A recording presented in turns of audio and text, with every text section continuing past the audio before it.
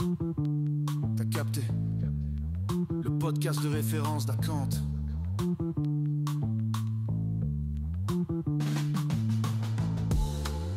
Bonjour à tous et bienvenue dans T'as capté, votre podcast dédié à la cybersécurité. J'espère que vos vacances se sont bien passées, parce que du côté des hackers, croyez-nous, ça n'a pas chômé.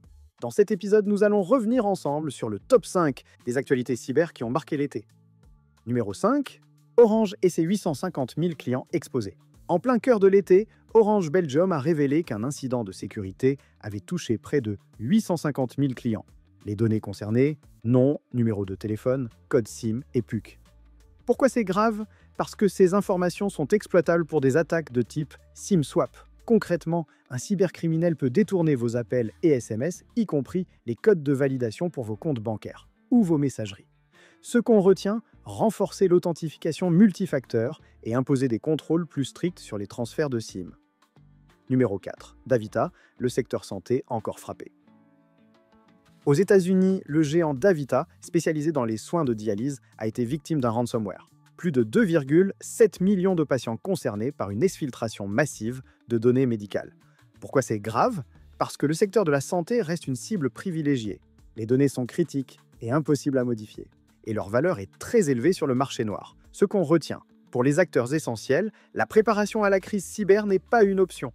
Plan de continuité, segmentation réseau et sauvegarde testée deviennent indispensables. Et dans le cadre de NIS 2, les autorités demanderont à voir ces preuves de préparation. Numéro 3, Cisco Unified Communications et la faille CVSS 10.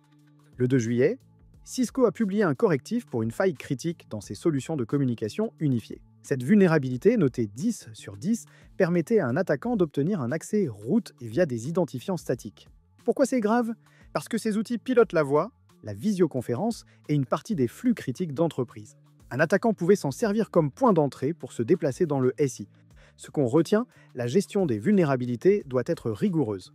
Une faille critique de ce type ne peut pas attendre. Le correctif doit être appliqué immédiatement sous peine d'exposition majeure. Numéro 2, Colt Technology Service et le ransomware sur un opérateur B2B. À la mi-août, Colt, un fournisseur européen de services télécoms aux entreprises, a subi une attaque par ransomware. Conséquence, son portail client et certaines de ses API ont été mis hors ligne. Les attaquants ont revendiqué un vol massif de documents. Pourquoi c'est grave ? Parce qu'un incident chez un fournisseur peut avoir un effet domino sur toute une chaîne de clients. Ici, ce sont potentiellement des centaines d'entreprises dépendantes qui se retrouvent affectées indirectement. Ce qu'on retient, il faut auditer ses prestataires et intégrer la cybersécurité dans les contrats. C'est exactement ce que NIS 2 et DORA exigent, une gestion des risques au niveau de la supply chain. Numéro 1. Allianz Life et le CRM Cloud compromis. Enfin, fin juillet, Allianz Life a révélé une attaque qui a touché plus d'1,1 million de clients. Les cybercriminels auraient exploité des failles dans les mécanismes OAuth pour accéder à un CRM Cloud. Pourquoi c'est grave ? Parce que cela montre que les menaces se déplacent entre les services SaaS CRM et le cloud des outils utilisés au quotidien par toutes les entreprises. Ce qu'on retient, il est crucial de gouverner les accès et de contrôler les applications qui obtiennent des consentements OAuth. Laisser passer des autorisations trop larges, c'est ouvrir une porte dérobée à son insu. Voilà, vous avez maintenant le panorama des 5 grandes actualités cyber qui ont marqué l'été 2025. Si ce contenu vous a plu, n'hésitez pas à vous abonner à T'as capté et à le partager autour de vous. On se retrouve très bientôt pour un prochain épisode. Merci de votre écoute et à bientôt. T'as capté le podcast de référence d'Acant.